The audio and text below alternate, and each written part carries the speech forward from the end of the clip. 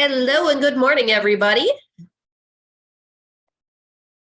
Good Welcome morning. to the February 21st Michigan PR Group. We've got a roundtable meeting going today, so no guest speakers, just whatever question you have, feel free to ask away. Feel free right now to unmute or pop it in the chat and I'll say it out loud to everybody.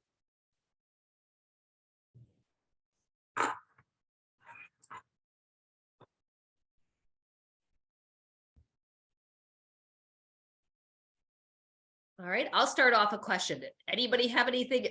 I'm thinking ahead here a little bit, but it'll be here before we know it. Summer reading. Anybody have anything cool planned for this summer reading year's theme?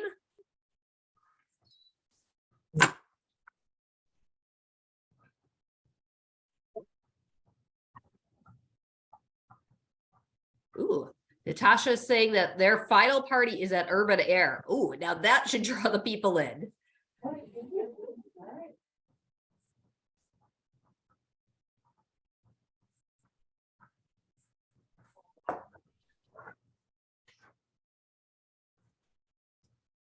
I am considering doing maybe a pen pal type program for summer reading, and I have not yet worked out the details. So if anyone on the call has done something like that before, I'd love to hear your experience.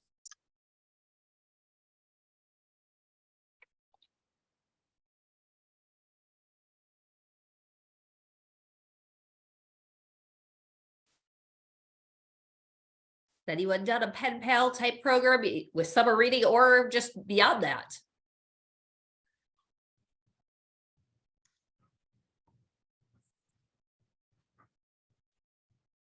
Stephanie, if you do it, you'll have to let us know how it goes. So provide us the tips next time. Sounds apparently good. We don't have any for you today. That's all right. I'm a part of the Braille and Talking Book Library. So we're a nationwide network under the National Library Service. So there's different network libraries in every state. So I'm kind of picking their brains as well. I know there's a couple locations. I think one's out of Washington that's done it before, and it's a Braille pen pal program in that case. So that adds another layer to it. That I'm still kind of trying to figure out. So I was just curious if anyone in Michigan had done one before. Oh, we wish you the best of luck. That'd be cool to connect people from across the nation too there. And Laura is saying that she's going to have kits available with stickers for people and cool cards. So that's how, and that they can share the stickers. That sounds fun.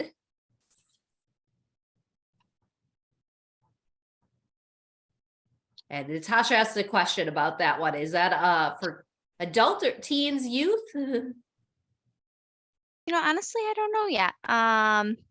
I think the multi-generational aspect of it would be cool with the theme for summer reading, all together now. But that almost seems a little bit more risky content wise. Yeah. It might be easier to pair, youth with a youth, adults with adults, and just kind of keep it on the safer end of things. So very new idea. We'll see where it leads. Yeah. Ooh, I like the family pen pal groups. I hadn't thought of making it a family thing. Interesting.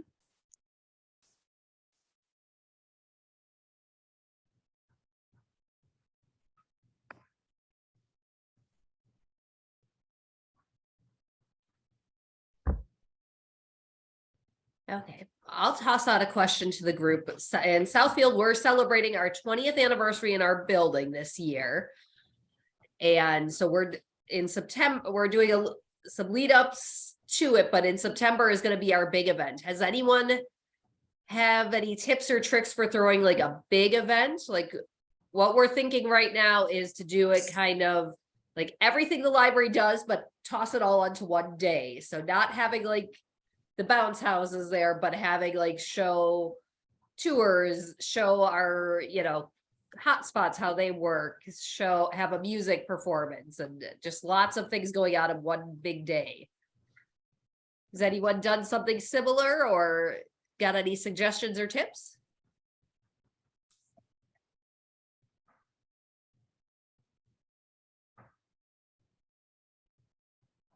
Hi, this is Mary from Grosse Pointe Library. How are Good you, to- Kelly?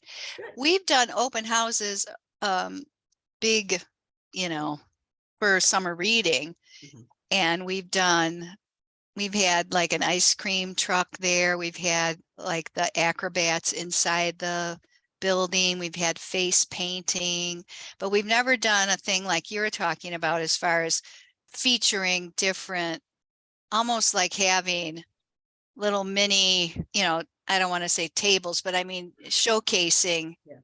the different services that you provide. We always just like try to get people to come to the library. So, but that sounds like fun. We're going to Yeah. be reopening our central branch this coming fall, and it'll also be the 70th anniversary of the building opening. So we don't know what we're doing, but we're going to need some ideas. Yep. Well, I'll make sure to let you and everybody know how it's going with our Yeah, I planning. So would yeah, love to you hear can- some ideas. Yeah.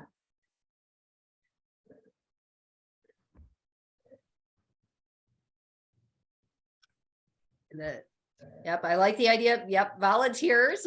We will certainly need a lot of volunteers a day. I've already put our friends group on notice. And we've also told all staff members, I don't know if we'll need everybody. We've told everybody right now it's a all hands on deck day. So as we get closer, we'll be able to give up, sort that out a little more, but.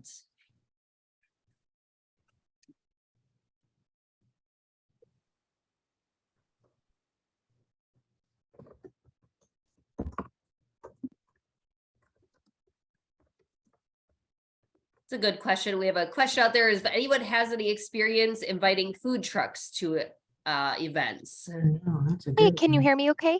Yes. Hi, my name is Megan. I work for the Redford Township District Library. We actually have a lot of experience with food trucks. We have a monthly event where it's lunch at the library where a food truck comes once a month. And then during the summer, we host 3 large events, one to kind of kick off summer, one just, a touch base in July, and then a thank you summer reading party at the end. So we have usually 3 food trucks at those, live music, face painting, and all the rest. But we love it, and so do our patrons, so I'd highly recommend it. And do you have trouble getting the food trucks to commit to the event? No, so usually I book them out in January. So right now I have it booked through the end of October. But usually I find, if you give them at least 3 months notice and you get it on your calendar and theirs, we haven't had any issues with that. Good to know. Yeah. And good to have a time frame to know what, Yeah, no, we've really had a lot of success with it. Probably on the floor.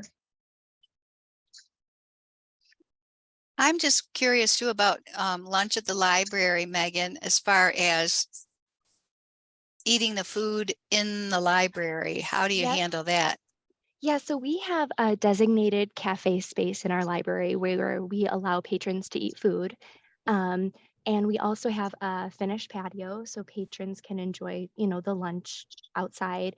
And if it's a really Interesting. popular event, we also have folding tables that we will bring out and also put out there just for additional seating. But yeah, our outdoor patio has gotten a lot of use this past summer, that's for sure. That's a great thing for that to get used to. Yeah, that was kind of like our kickoff last June. The renovations were done, so we kind of kicked off the grand opening of that with a large food truck event. So, and then we have a live music set out there too, so it did work well.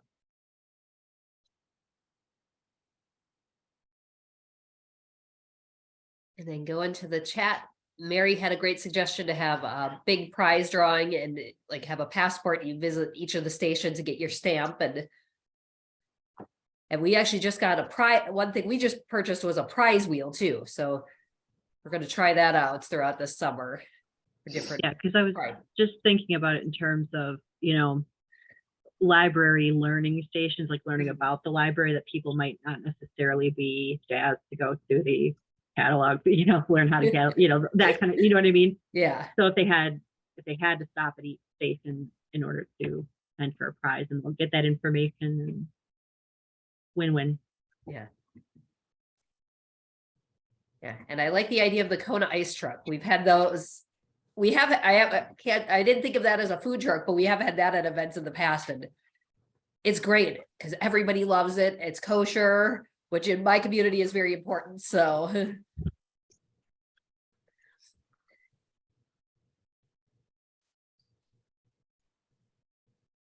does anyone else have anything they can chime in about food trucks?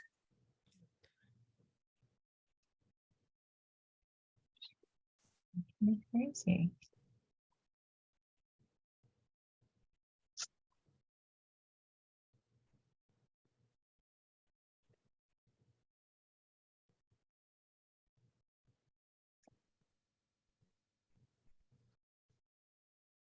And thanks, Megan, she put her email in the chat if anybody has any more food truck questions for her. And there is a question. Do you have the trucks in your parking lot? Yes, so usually, yeah, they always park in our parking lot. We can fit a maximum of about 3. So we typically, for lunch, we just have 1 truck. And then for the dinner hour between 4 and 7, that's when we have 2 food trucks and then 1 dessert truck. So we can fit about 3 of them without it getting too crowded.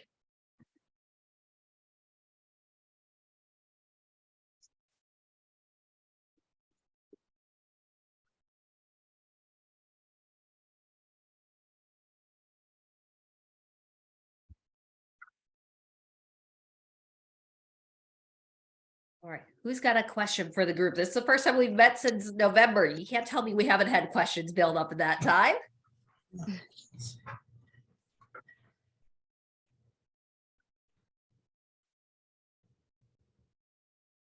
I have a question about getting like information from programs from your programmers. Does anybody do like a Google form or anything for that? Yes.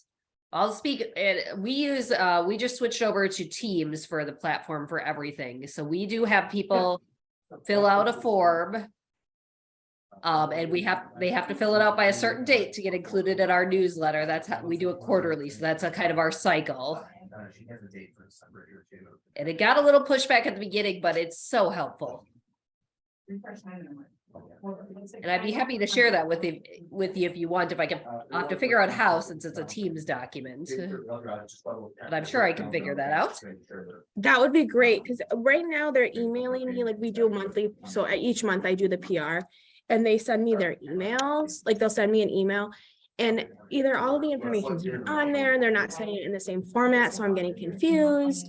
And I would just like something that's concise and easy that also my director could look at and like approve the form and then send it to me for PR. Just something so we're eliminating a million steps. Yeah. Yeah, I find having the form is the way to go. Like there's a few programs that we've had that don't fit that I have people just email me for those, but for, I think, all but 2 or 3 that we've done recently, and the form works. Okay. So on that, do you like include, like, we have 3 different branches, so I would include like the branches and stuff on there, correct? Like, how do you set that up? So we've only got 1 branch, but like I've got like my questions that I can think of offhand: date, time, location, a description and a title for the program. They have to ask there is in person or virtual, and if it's in person, if it's virtual, what format? Is it going to be recorded? And one important question we put in there is, like, if somebody has a question, like another staff member, who should they contact? And if it's like Jeffrey, could you please mute? It's really hard to hear Kelly when Jeff's sorry, talking like in the back. let me find him too. And It's There we go. Heather. Kind of is.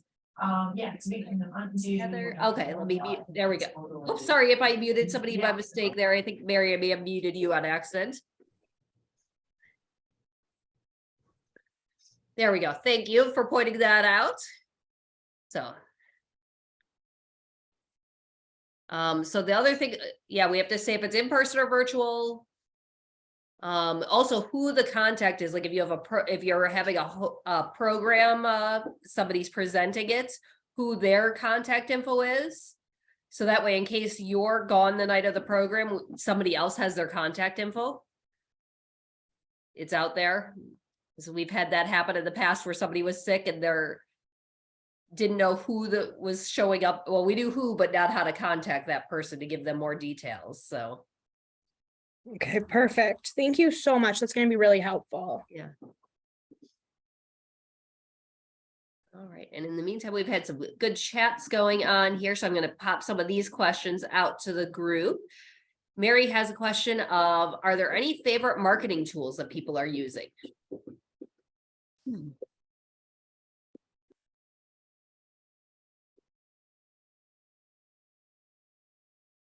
I feel like I'm just using all the same tools that everybody else is using.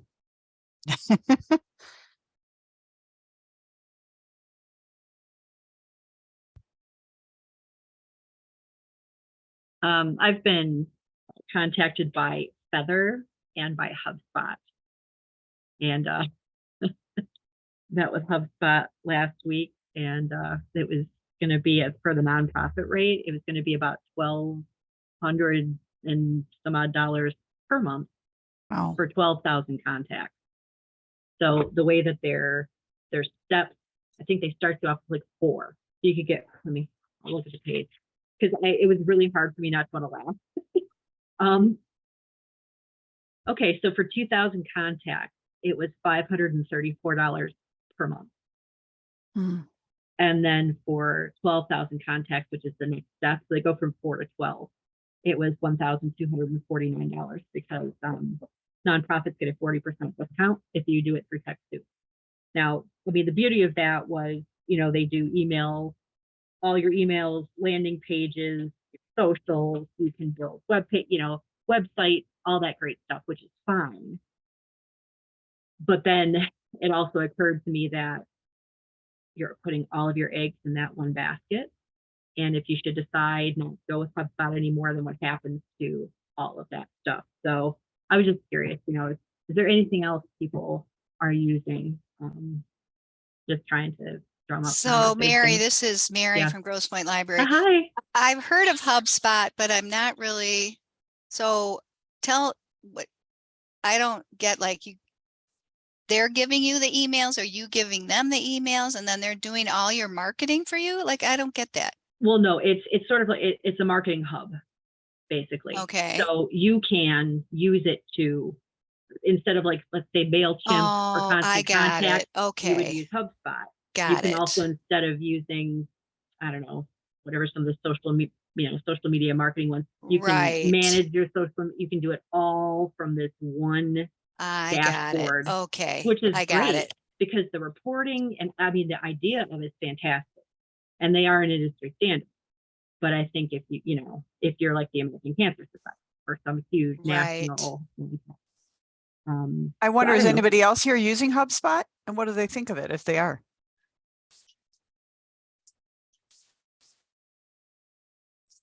We use Orange Boy for all of our email marketing. Yeah. I use Hootsuite to help me organize my social. Okay. How do you like Hootsuite? I like Hootsuite. It's got some drawbacks. Like right now for my analytics, they're not, something's off on the analytics. Like, it's like, this isn't right.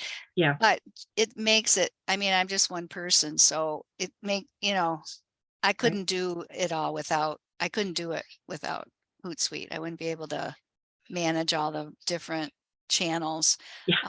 Orange Boy is, I think we pay $6,500 a year.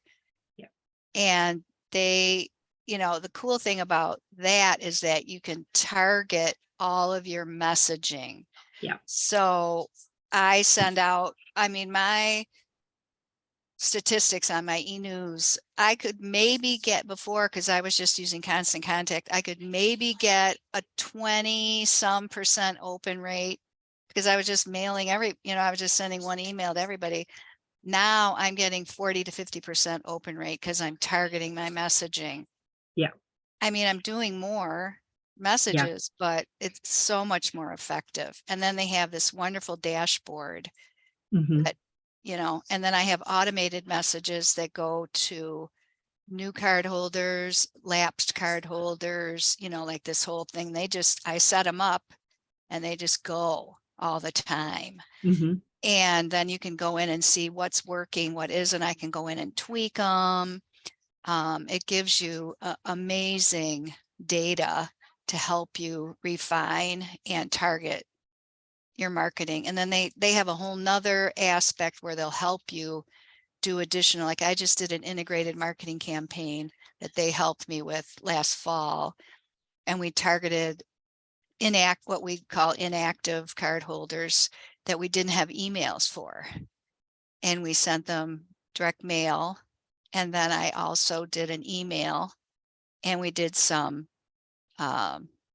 mobile ads, and the response, it was phenomenal. I mean, I was like blown away. And in the olden days, way long ago, when I first started in marketing, we always did direct mail. Like that's all you, I mean, that you didn't have email and all that. And then direct mail kind of lost favor. And now it's coming back. It's very interesting. We put a QR code on there. I created a landing page on our website so we could measure and everything is measurable. It's so amazing. And it was very effective, and it was like $4,000 for the whole thing. They created the pieces, they mailed the pieces, they did all the analytics. And I'm gonna do it again. I mean, the return for what we got, I think we ended up, I forget how many new it was over 200 new card holders, and we re-engaged a bunch of people, and maybe we spent $20 a person or something. I mean, it was pretty reasonable. And again, you get statistics. I mean, you can see how effective it is. So yeah, Orange Boy I know is fantastic. Right before I left my previous position, I just got Orange Boy, and I can tell, you know, the people who are asking, it's the Savannah software by the company Orange Boy. Right. And I didn't get a chance to actually use it. And I know Mary, I think you and I talked on the phone before. Yeah, we did, because I was in my backyard measuring when you called me. Yeah, I remember that. But yeah, so I know Mary is definitely a guru as far as Orange Boy use goes. I can pitch in that what they charge you is based on your census data service area. So you tell them what your service area is. They use census data to determine what your library will pay. So where Mary Pagey said, what's about $6,500 a year, that may not be what, you know, the next person is going to pay. Right. So, yeah. And Kelly, I think you just signed up with Orange Boy, didn't you? We did. We're gonna start at July 1st. So I'm definitely, I want to sit down and maybe one. Yeah, I'm gonna say we should compare notes. We Actually, got it right before the pandemic. So we came online with it like in February of 2020. So it was like, you know, I was so lucky to be able to do targeted messaging when the pandemic started. I mean, it was just amazing. And just Plymouth is really starting on looked Orange into it. Boy next month. Nice. Oh, So great. we're just up, you know, starting to get rolling. I have a question for everybody about Orange Boy and those types of services. Has your director or anyone else at your library, maybe even patrons, been concerned about privacy or had discussions about where they get their data? No?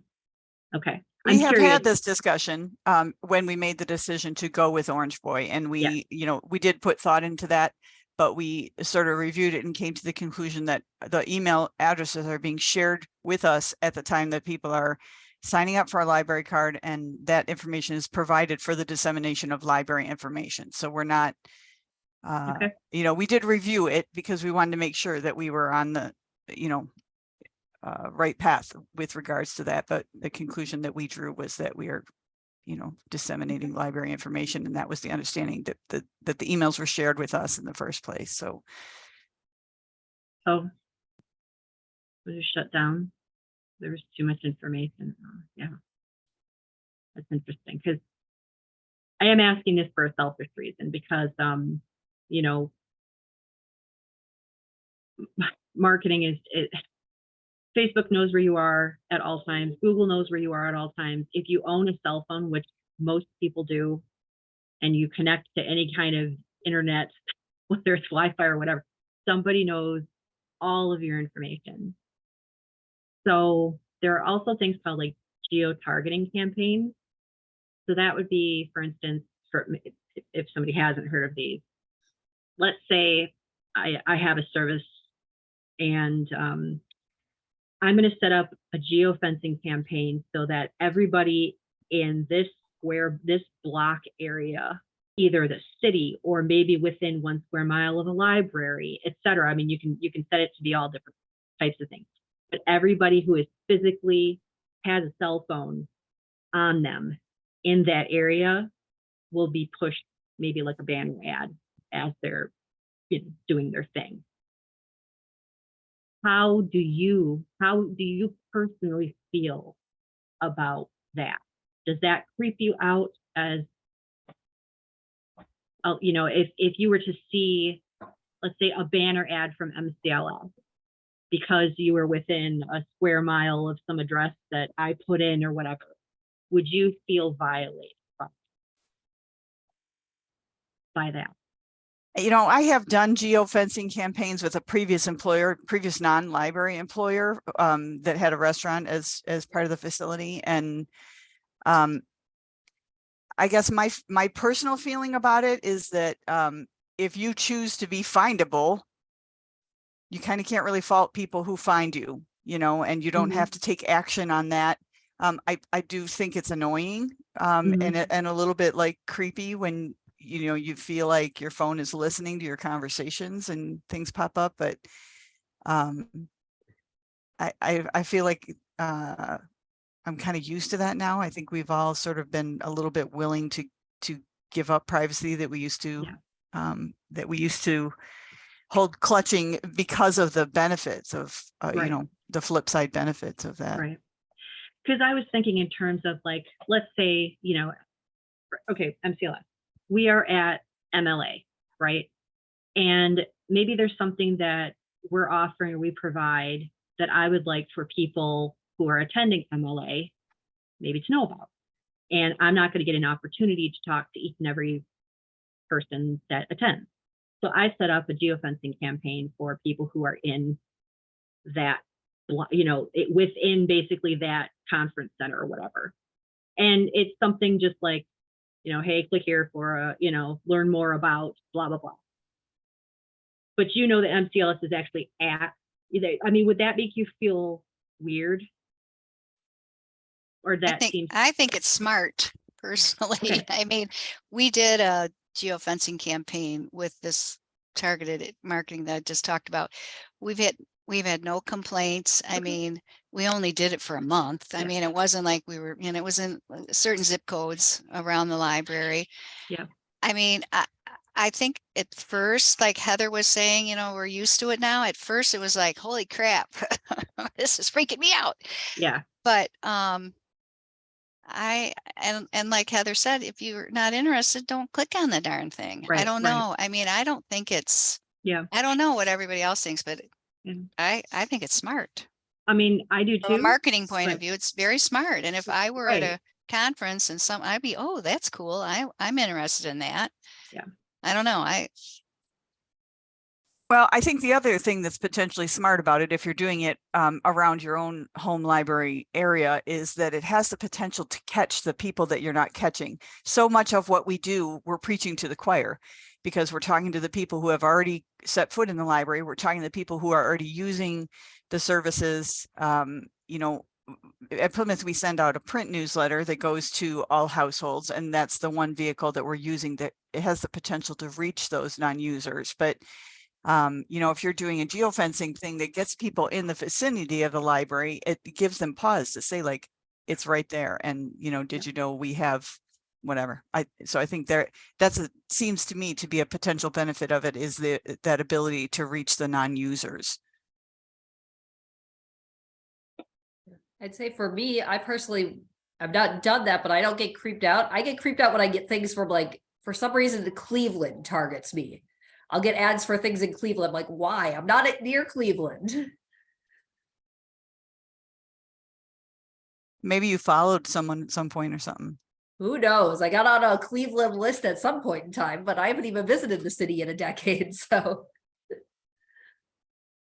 Well, I definitely appreciate the feedback because I guess for me, it's like, you know, librarians are the purveyors of protecting information and all that kind of stuff. So, I mean, when your career is based in making sure that your identity is protected and you can, things like this, I think I just wanted to make sure that it was something that people like, you know, no, don't do that.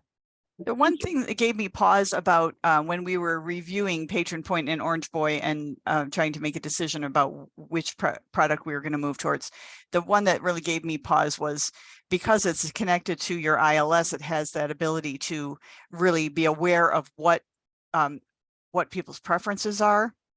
And there is some, you know, targeted communication that you can do based on whether people are audiobook users or large print users or this kind of thing. And that's the one area of those product capabilities that starts to slide, in my opinion, towards a little too much awareness of what people are doing at the library on that privacy front. Right, because then technically a third party has access to exact titles. Yeah, people not are only a reading third too. party, but you know, every time you communicate, hey, we know you did this, you might like this, there's the risk that somebody in that person's world, household, whatever, is going to see, you know, hey, we know you're liking, you know, teenage girl books, 50-year-old man, you know, whatever. I mean, like there's that risk that you know, there's we're communicating in a way that could, you know, let others see what somebody's interests and tendencies are, which is a risk that's worth paying mind to, in my opinion. and jumping back a little bit from a comment from Laura, and she said, while the phone thing feels weird, I also see it similar to being the billboard or flyers, but updated on modern technology. They're reliant on you being in the area to see them.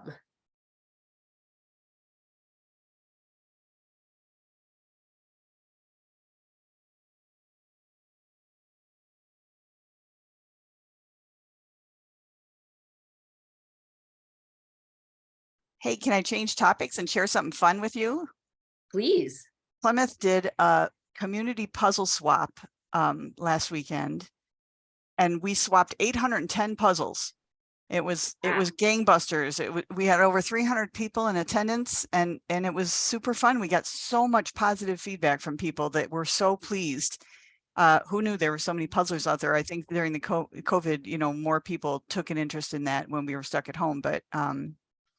But I just thought I'd share it in case somebody wanted to consider it for a program idea. We had people drop off their puzzles throughout the week prior, and we gave them a voucher when they dropped them off.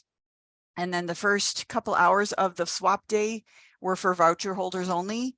And then after that, we opened it up to the public, and all the rest of them, we had 2 puzzles left at the end. So yeah, so fun idea. Just thought I'd share. Wow, that is incredible.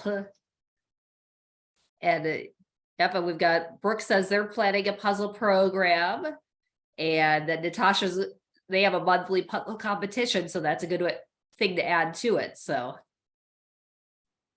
and your Facebook post on it got noticed by Laura, so.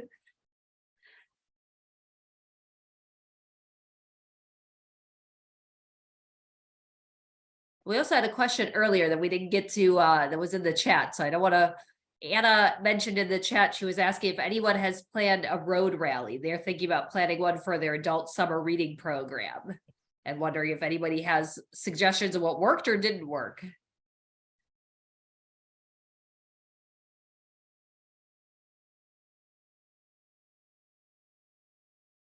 I haven't done one for the library, but I participated before, and they're a lot of fun. The one that we were invited to do with friends several times, the way they set it up is that whatever team won it planned next year's. So there was sort of like you want to win the prize, but you know, if you win, you're taking that on. I'm not sure that that works in a library context, but it was a nice way to not have somebody get saddled with the planning it every year.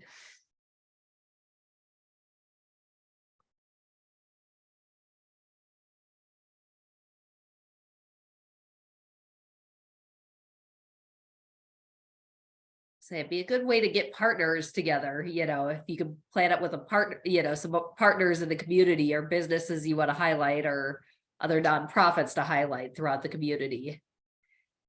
Visit each one. Okay, so the question is, what is a road rally?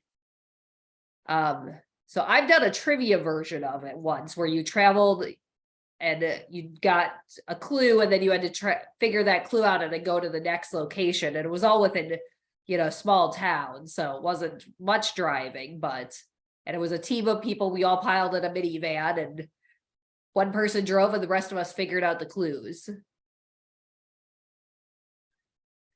And Anna put it's an adult style scavenger hunt that lasts a few hours on one day. That's a good way to put it. I think the difference between a scavenger hunt and a road rally, though, is that you have really sort of, at least the one I had done, is that you have brain challenges at each place you go. So it's not just find this thing or get to this place and grab this thing. When you get there, there's a whole puzzle that you have to solve that takes some real development, I think.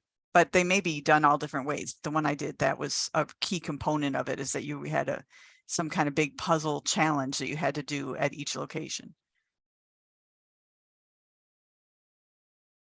Yep, kind of like the Amazing Race.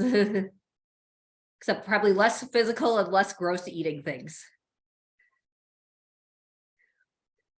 And then we have a question from Natasha. What kind of prizes are awarded for those? It seems like it should be a big prize.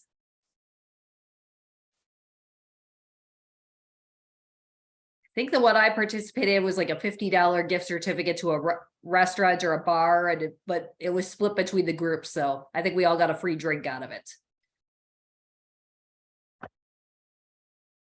I'm curious about a road rally in the context of a library and what, because it takes you away from the library, what I'm just kind of curious about the thought process there. What is somebody's hope to achieve? Is it like Kelly mentioned, to, you know, sort of get you in touch with some other nonprofits around town, or were you thinking to incorporate, you know, literature connections to the places they're going? Or I'd love to know more about that.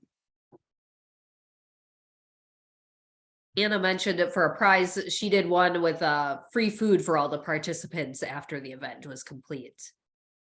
And then she also mentioned that her thought for planning it is partnerships and exploring the community.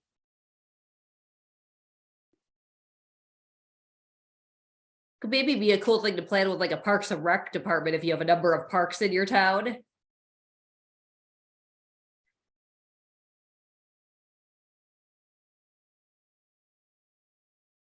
And then Laura mentioned they had an Amazing Race game for their teens. Got to pop up over at last summer at the library at a nearby activity center. And then Anna's put in chat, marketing it within the participating locations and getting teams of those who might not come into the library.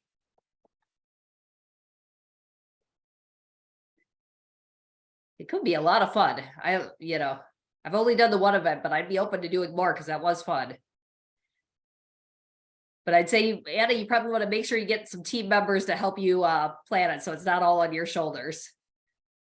I would guess that this could also be really appealing to that really hard to reach millennial, or like that young adult age bracket that at least at Plymouth, we have a hard time reaching.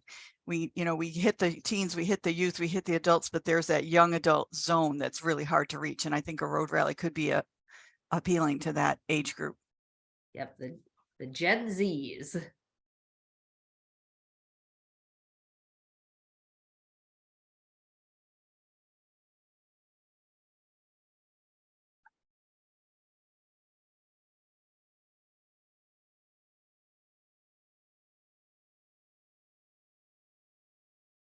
All right, we'll open up to the group again. Anyone else have any questions or fun things that they've had that could be replicated?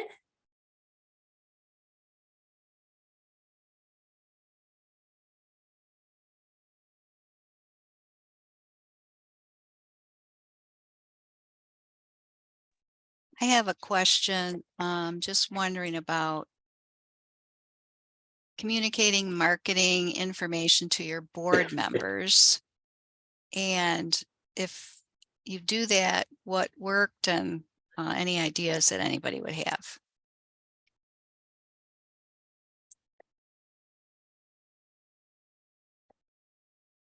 I'll say the last year we've started putting together, just over a year ago, we started putting together a little info packet for them every month.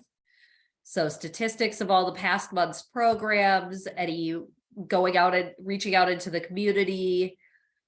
And the added side benefit that I didn't even realize when I had to put together stuff for state aid report, all I had to do was, I didn't have to pull from a whole year. All I had to do was find those 12 emails and I had all my info there in one spot.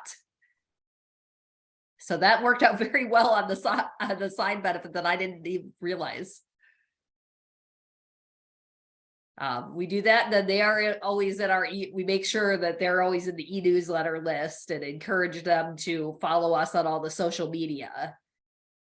And I know at least a couple do, because I'll hear back from them occasionally, oh, I like this or I like that, so. Mary, has your board been requesting information specifically? No, I mean, some are more engaged in the library than others. And because we've been going through this building or rehabilitation of our facilities the last, well, like 3 years now, they'll be in a, like at the last meeting, someone mentioned that she was at a meeting and there was some derogatory comments about the construction at the library, and she really didn't say anything.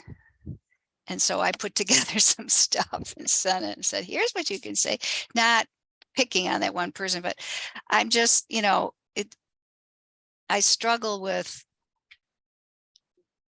each board member is a little different, and some are, I guess, I would say some are better board members than others. I mean, whatever. And Typical. they need to be ambassadors for the library. They need to be able to say, if someone says, oh my God, what are you doing there? Why are you doing that? They need to say, oh, well, da, da, da, da, da, da, da. And part of me thinks, hello, you're on the board. You should know this stuff. And if you don't, you should ask. But they are you the don't. ED? So I'm just trying to, is there a more formal way to, I don't know. Are you the executive director? Me? No, I'm just the marketing person. Okay. No. So I would suggest, working with your ED, because your ED is the one who would take things to the board. Right. What is your ED's thing? Well, that I they mean, would want? Like, you need to write talking points. Right. And then. Which your I did, ED, which I do, and which I've done. I'm just wondering if it needs to be like every month do something, which At I Plymouth, haven't done it formally like that every month.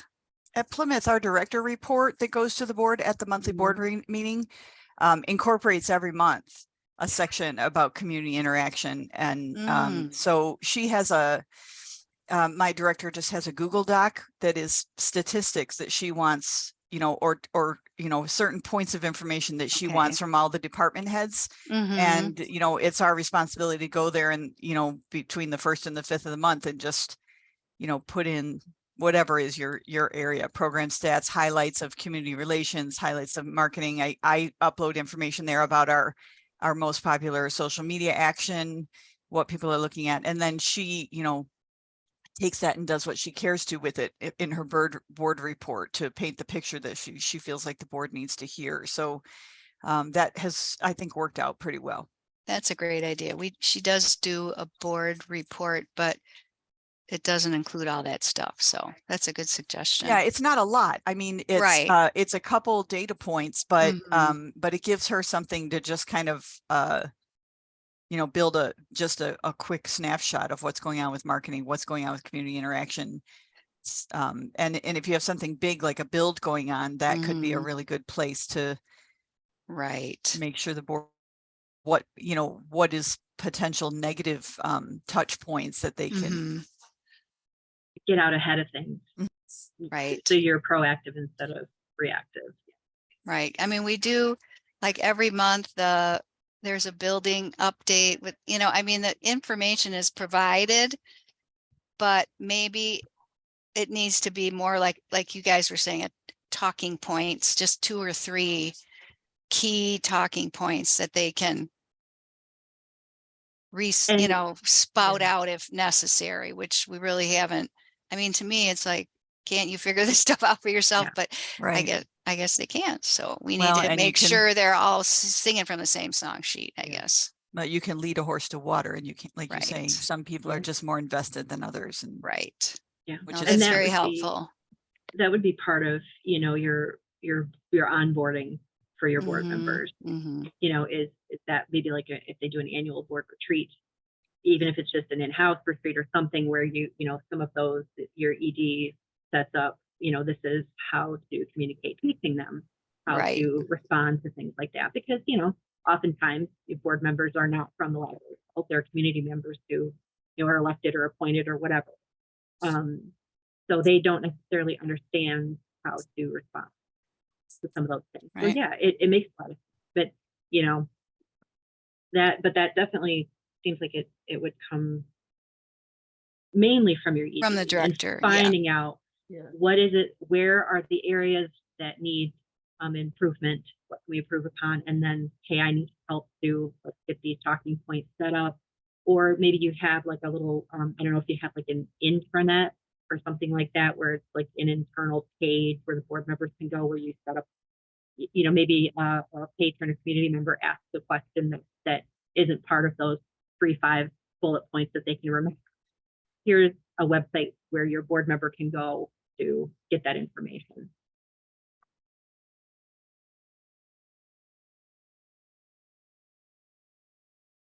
Something I'd throw out there too is that I know a couple of the folks in Michigan's library development team have been doing trustee roundtables recently.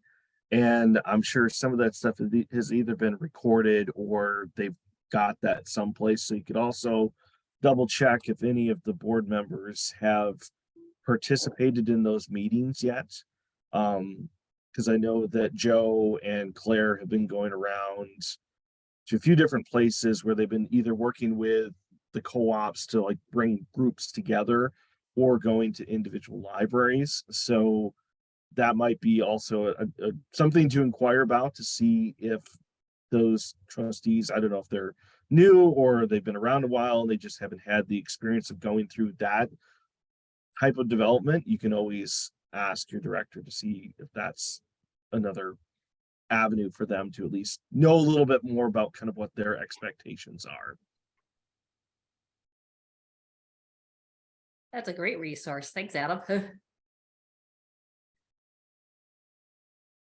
Also, it might also help to talk with like the co-op director too, because I know I was recently at a Grand Rapids Public Library board meeting and they had 2 new board members, and the head of Lakeland Library Cooperative came to do a 20-minute spiel and talked about, you know, everything from the, you know, Library Privacy Act to open meetings and a lot of other things, had a lot of handouts too. So even if it isn't something that like with people like Joe and Claire, at least also having that conversation with the co-op director can possibly help too.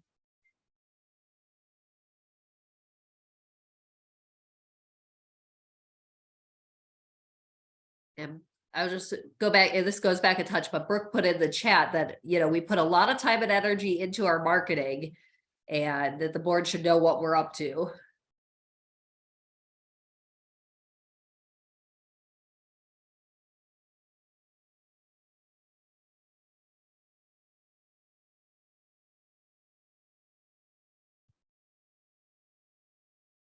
Does anyone else have any questions for the group this month?